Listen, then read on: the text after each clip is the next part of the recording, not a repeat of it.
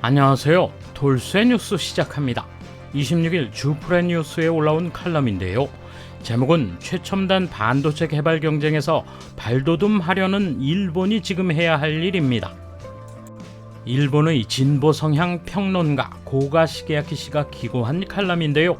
일본이 차세대 반도체 개발에 도전하는 것은 불가능하며 시급한 건 개발이 아니라 교육 예산을 늘리고 기초 연구를 충실히 하는 것이라 주장하고 있군요. 반응이 뜨거운데요. 뭐라고들 하는지 함께 보실까요? 통 크신 구독, 좋아요.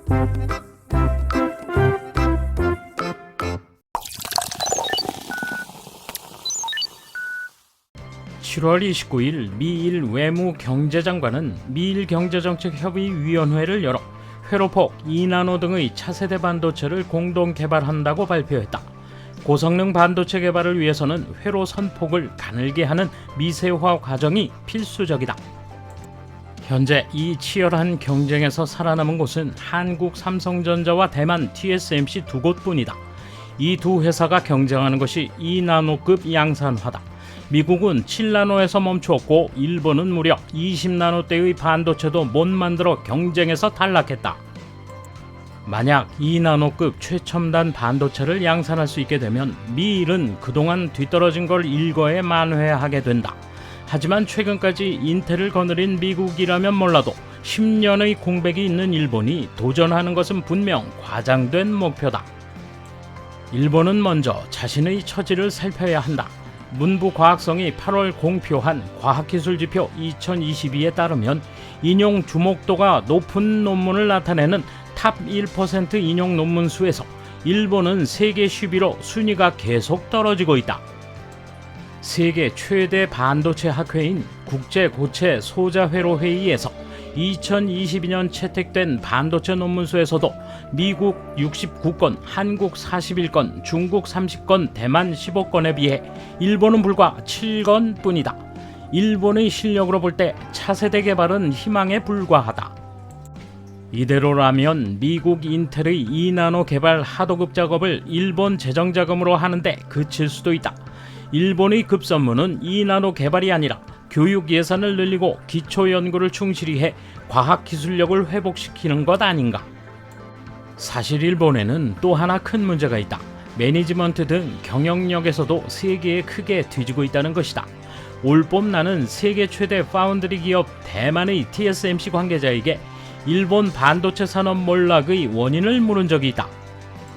그 대답은 대기업 경영자 실력이 부족하다. 첫째, 판단이 느리고 둘째, 리스크를 잡을 수 없다. 이래서는 국제 경영에서 이길 수 없다며 단호한 표정을 지었다. 이 발언을 뒷받침하는 데이터가 있다. 스위스 비즈니스 스쿨 IMD가 지난 6월 발표한 2022 세계 비즈니스 경쟁력 순위에서 일본은 전년보다 3계단 더 떨어져 63개국 중 34위로 내려앉았다. 또한 일본 비즈니스 효율성 순위는 51위다. 그 중에서도 경영 실무에 관한 평가는 최하위였다. 민첩성, 의사결정 시 빅데이터와 분석의 활용, 매니저의 기업가 정신 등의 5개 항목에서 최저평가가 나왔기 때문이다. 이는 앞서 언급한 TSMC 관계자의 말과 완전히 일치한다. 일본은 기초적인 과학 기술력에 더해 대기업 경영자의 능력을 비약적으로 높이지 않으면 이제 세계에서는 싸울 수 없는 나라라고 인정해야 한다. 기시다 정권이 초조해하는 마음은 안다. 하지만 2나노 반도체 개발 양산 목표는 부진한 타자에게 일발역전 말로 홈런을 주문하는 것과 같다. 헛스윙으로 끝날 수밖에 없지 않은가?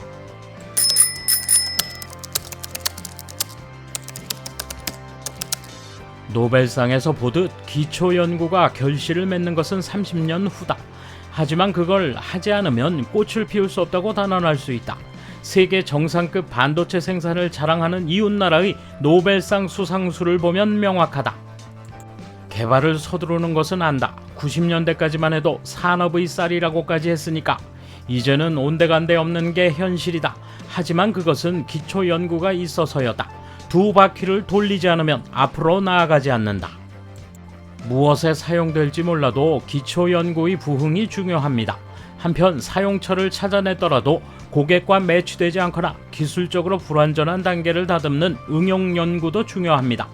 일본의 반도체는 아직 완전히 진 것이 아니므로 차세대 반도체에 대한 투자도 필요할 것입니다. 또한 반도체에는 고액 장비도 필요하므로 재정 지원이 필요합니다. 평론가라는 사람은 이건 안 되고 내가 말하는 게 맞다 하고 해서 돈을 버는 존재입니다. 그렇지만 평론가들이 휘저어 놓으니 예산이 줄어들어 패퇴하고 있습니다. 애초에 디플레이션 불경기라며 설비 연구 투자 의욕을 해친 것도 문제입니다. 또 인플레이션에 의한 공급 부족 하에서도 잃지 않은 공급을 찾아 설비 연구 투자와 고용 증가로 돌리면 산업 강화, 경기 부양, 임금 상승이 일어납니다. 반도체 분야도 국가가 지원에 부합하는 공급을 만들어가야 합니다. 안타깝지만 최첨단 반도체 개발은 일본 산업에 매우 중요한 과제일 것입니다. 특히 자동차나 산업기계, 완구, 우주기술 등에서 많은 반도체를 필요로 하는데 그걸 잡지 못하고 이익을 놓치고 있으니 지금이라도 다시 임해야 할 것입니다. 인재의 육성은 미래를 내다본 판단으로 해야 할 일입니다. 고가 씨는 통산성 관료였으면서 그 일도 판단할 수 없었다니 의외군요. 한심한 사람입니다. 일본이 현재와 같이 세계로부터 뒤떨어진 한 요인에는 당신의 존재가 있다고 하지 않을 수 없습니다. 기초연구에 예산을 할애해야 하는 것은 분명 당연하다. 다만 그걸 감액하지 않고 계속 예산을 투입한 다음 장기적 관점으로 봐야 할 것이다.